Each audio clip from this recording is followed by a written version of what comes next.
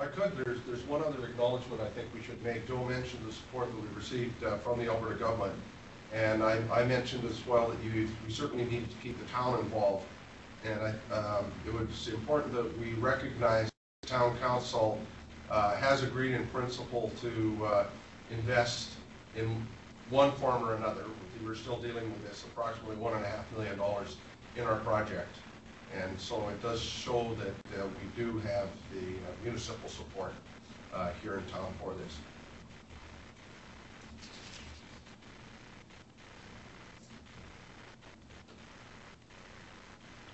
Are there any other questions? Go for it. I have a question here from Peace River. My name's David Robinson. I'm a recent arrival. Been involved in similar projects in New Zealand where I can. So I'm very interested to hear about those. I was wondering if Joe could tell us a little bit about how they see services being provided, what role service providers have, or indeed what role the larger telco companies would have, and maybe more interestingly, what role that they don't see those larger telcos take part in. I have a problem with the mic not being muted someplace. It appears by the video, maybe we had questions coming from both Peace River and Calgary at the same time, and we didn't get either one of them, so it was broken up. We've got some static in the background as well. There, the static's gone, so can we try that again, one at a time? Who do you want? Peace River. Go. I was just wondering if you guys had talked to the CRTC and if they're willing to help you out at all when you put your fiber in and so on and so forth, to maybe TELUS step up to the plate and contribute therein, because I'm sure they'll be a big benefactor of the end result. And did they give you any offer of any of that $80 or $100 million that they're sitting on, and they're going to give TELUS to upgrade their systems? Did they offer you guys any of that? No, we haven't been offered any of the $100 million. If you know somebody there that could influence it, we would appreciate it. I think it's 160 now. Oh, yeah, it's quite a bit. No, the regulations with the CRTC, as we understand them, of course, is within the rights to use other people's conduit and other people's fiber, that type of thing, and they set the rates for renting that fiber and the rates for using people's conduit and so on and so forth. As I said earlier, we certainly are attempting to engage the Shaws, the TELUS's, the SuperNet to try to use existing conduit within our community. We see little point in trying to redeploy over top of an existing conduit, another piece of conduit, simply because we can't share. And it seems ridiculous. CRTC does have some regulations there, and actually I think if push came to shove, they would force some sort of sharing of that. And we're really just in the throes of trying to determine what conduit and stuff is in place. That's all part of the design process. What conduit is there? What can we use? Is there enough fiber in the conduit that we could actually use some of those strands? The SuperNet has proven to be under-fibered for what we require, so we're talking about perhaps pulling some of that fiber and putting in larger strands of fiber. Those conversations are ongoing, and to be frank with you, nobody's ever asked these questions of a community wanting to put fiber into somebody else's networks, and it's everybody's going, what? Like, we don't even understand what you're talking about.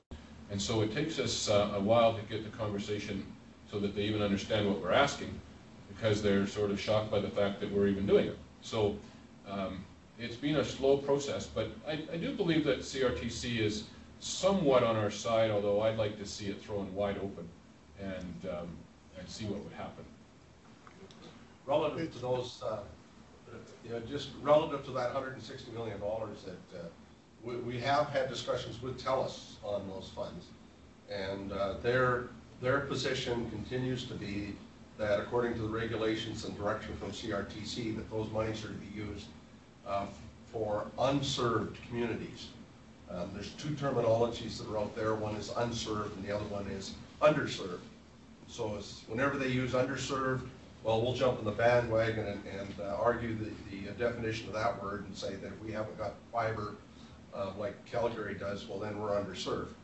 But if they go and just say unserved, which is TELUS's position, they're saying that 160 million can just be used in communities that don't have any broadband whatsoever. And that's where they're planning to use that money. Ruth, just at the time, we've got some business we need to do. I'm wondering if we could just then take the one last question that came in earlier and then could take us to the business. I'll just let David ask this question briefly if he wants. Sure, sorry for the confusion earlier.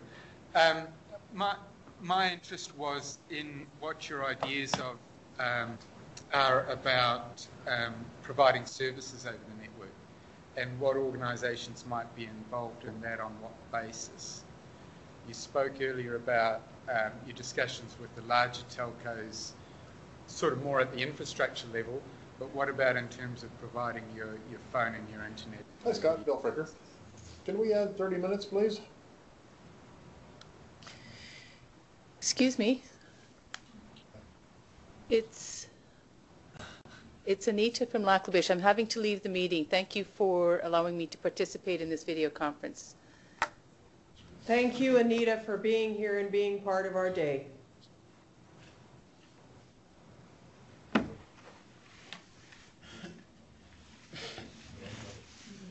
Olds, perhaps if you could address the question from Calgary, and Yes, then okay, we sorry, maybe I will wasn't have to sure, move along due to Right, timelines. I wasn't sure exactly where we were at there. But yes, indeed, who's going to light up the fiber? That's a big question.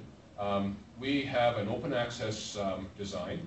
So of course, we want anybody and everybody that wants to play on the fiber to come. We have not signed a contract with a major tenant on our fiber.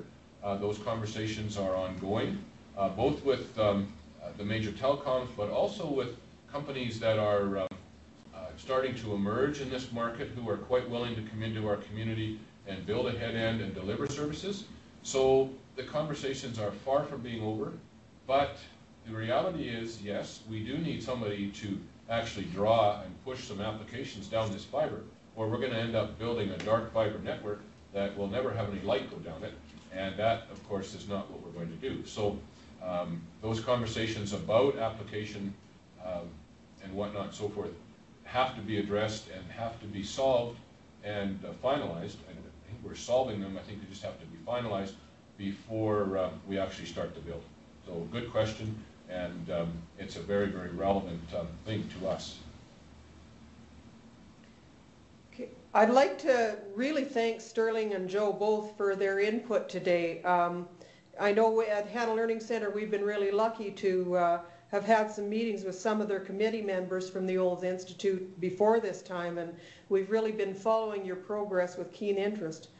A citizens panel that will future-proof the broadband services in the community of Olds and include all of your citizens via fiber to your residences is an exemplary idea. And you're setting a terrific example for the communities across the province of Alberta. Now, beyond that, my hope is that in the future with Communities Without Boundaries, we will be able to hear more from all three of today's presenters. I want to thank you all again. We've been truly intrigued with what you've had to say.